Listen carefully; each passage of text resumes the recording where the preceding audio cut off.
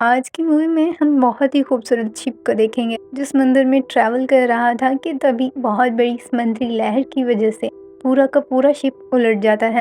इसमें फंसे हुए लोग शिप से बाहर आने के लिए कितना स्ट्रगल करते हैं, यही हम देखेंगे आज की वीडियो में। मूवी का स्टार्ट 31 दिसंबर की रात से होता है। शिप में सभी लोग बहुत खुश थे और एंजॉय कर रहे थे। तभी कैप्टन नोटिस करते हैं कि बहुत बड़ी समुद्री लहर इनकी तरफ बढ़ रही है। कैप्टन सबको अलर्ट करवाता है। ऑफिसर लोगों के पास आता है और इन्हें बताता है हमारी शिप बहुत बड़ी समुद्री लहर से टकराने वाली है, आप सबको पेशेंस से काम लेना होगा। हमारी शिप इतनी मजबूत है कि अगर ये उलट भी जाती है तो पानी अंदर नहीं आएगा, हम सब यहाँ महफूज रहेंगे। ऑफिसर का कहना था कि कैप्टन ने रेस्क्यू टीम को अलर्ट कर दिया है, वो किसी भी वक्त हमारी मदद के लिए यहाँ आते ही हों। ऑफिसर का ये सब कुछ कहना ही था कि समुद्री लहर इन तक पहुंच चुकी थी। ये समुद्री लहर इनकी शिप से कई गुना बड़ी थी।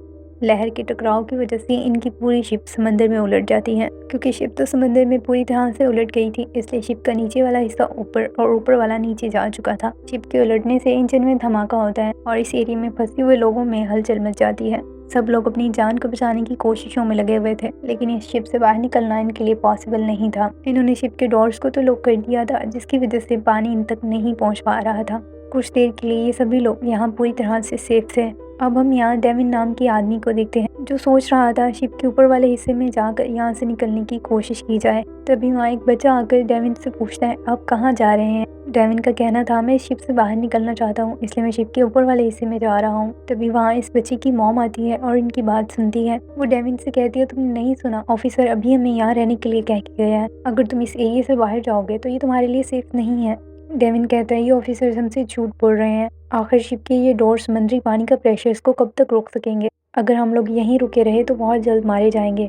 रॉबिट नाम का आदमी इनकी बातें सुन रहा था। वो डेविन से कहता है मैं तुम्हारे साथ ही जाना चाहता हूँ, क्योंकि शिप के ऊपर वाले फ्लोर पे मेरी बेटी फंसी हुई है, मुझे किसी भी कीमत पर उसे बचाने के लिए जाना है। लेकिन डेविन का कहना था मैं अपने काम अकेले करना पसंद करता हूँ। रॉबिट उसकी रिक्वेस्ट करता है और कहता है मुझे रास्ते के बारे में बता दो। डेविन कहता है अगर मुझे पता चला तो मैं तुम्हें जरूर बताऊंगा। तभी रॉबिट शिप के वेटर से रास्तों के बारे में पूछता है। वो वेटर इशारों से रॉबिट को सभी रास्ते समझा देता है, लेकिन रॉबिट इसे अपने साथ ही चलने के लिए कहता है। रॉबिट डेविन से कहता है इसी वेटर की मदद से हम टॉप फ्लोर तक पहुंच जाएंगे और यहाँ से निकलने का कोई रास्ता भी ढूंढ लेंगे। डेविन भी इनकी बात मानता है और ये लोग ऊपर के फ्लोर की तरफ चले जाते हैं। इनके साथ वो छोटा बच्चा और उसकी मॉम भी थे। इस एरिया से बाहर निकलकर ये लोग देखते हैं टॉप फ्लोर पर जाने के लिए तो कोई रास्ता ही नहीं था। ये लोग लिफ्ट के रास्ते से जाना चाह रहे थे, इसलिए वहाँ पर स्टील की प्लेट को बिछा देते हैं। अब ये लोग उस पर चलते हुए सामने के डोर को खोलने की कोशिश कर रहे थे, जो कि इनसे नहीं खुलता। तभी रॉबिट की नज़र ऊपर के फ्लोर पर पड़ती है, जिसका दरवाज़ा ओपन था। अब ये लोग एक एक करके ऊपर की फ्लोर की तरफ जाने लगते हैं। बाकी सब तो ऊपर के फ्लोर तक पहुंच चुके थे, अब बारी थी बूढ़े आदमी और वेटर की। ये लोग जब इस शटर से गुजर रहे थे तो वो टूटकर नीचे गिर जाती है, जिसकी वजह से ये वेटर उस बूढ़े आदमी की टांगों को चिमट गया था। डेविन इन्हें ऊपर खींचने की कोशिश कर रहा था, लेकिन वजन ज्यादा होने की वजह से वो इन दोनों को एक साथ ऊपर की तरफ नहीं खींच पा रहा था। वो इनका हाथ भी नहीं छोड़ सकता था, क्योंकि नीचे लिफ्ट की खाली खाई थी जिसमें गिरकर इन दोनों की मौत हो सकती थी। यही नहीं बल्कि अब तो ये लोग ऊपर से आती हुई लिफ्ट को भी देखते हैं। इनके पास वक्त बहुत कम था। डेविन ने मजबूरन उस बूढ़े आदमी को वेटर को नीचे की तरफ फेंकने के लिए कहता है। बूढ़े आदमी के पास अपनी जान बचाने के अलावा और कोई रास्ता नहीं था, इसलिए मजबूरन वो वेटर को टांग मारकर नीचे की तरफ गिरा देता है। डेविन ने इस बूढ़े आदमी को तो अपनी तरफ खींच लिया था, तभी वो लिफ्ट भी नीचे गिर चुकी थी। इसकी वजह से वहाँ जोरदार धमाका होता है। ये लोग फ्लोर के अंदर जाकर दरवाजे को लॉक कर लेते हैं।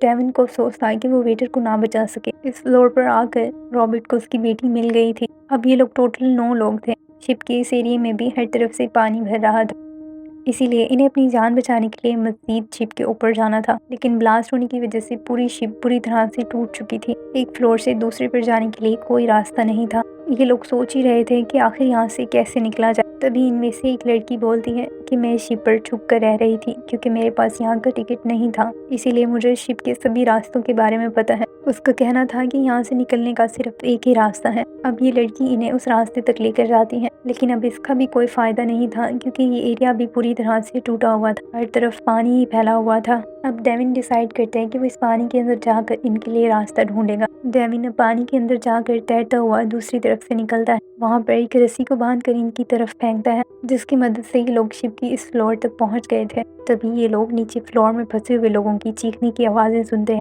क्योंकि वहाँ पर समुद्री पानी के प्रेशर की वजह से शीशे टूट गए थे। पानी के इतने प्रेशर की वजह से शिप के निचले फ्लोर में फंसे हुए सभी लोग मारे गए थे। उनकी चीखने की आवाज़ें सुनकर इन्हें आइडिया हो गया था कि सबके सब मारे जा चुके हैं। अब इनके पास भी ज़्यादा वक्त नहीं था क्योंकि ये लोग पानी को अपनी तरफ बढ़ता हुआ देख रहे थे, इसीलिए किसी भी तरह इन्हें फ़ौरन इस शिप से बाहर निकलना था। अब इनके सामने जितने भी रास्ते थे वो सभी पानी में डूबे हुए थे। तभी वो लड़की इन्हें आइडिया देती है कि हम वेंटिलेशन के थ्रू यहाँ से निकल सकते हैं, लेकिन वेंटिलेशन में जगह कम होने की वजह से ये लोग एक एक करके वहाँ से निकलने की कोशिश करते हैं। इस वेंटिलेशन के रास्ते से होते हुए ये लोग इसके एंड तक पहुँच चुके थे, लेकिन ये रास्ता तो बंद था। ये देखकर डेविन डर जाता है क्योंकि आगे लगी हुई जाली बहुत बारीक थी, इसका हाथ बाहर नहीं जा सकता था। इसीलिए वो सूरज के छोटे से बच्चे को अपने पास बुलाता है। इस बच्चे को इन जालियों से हाथ बाहर निकाल कर उस लॉक को खोलने के लिए कहता है। ये छोटा सा बच्चा अपनी फुल कोशिश कर रहा था, लेकिन वहाँ पर लगे हुए नट बहुत मजबूत थे। डेविन इनसे पूछता है क्या किसी के पास कोई कॉइन या बारीक चीज़ है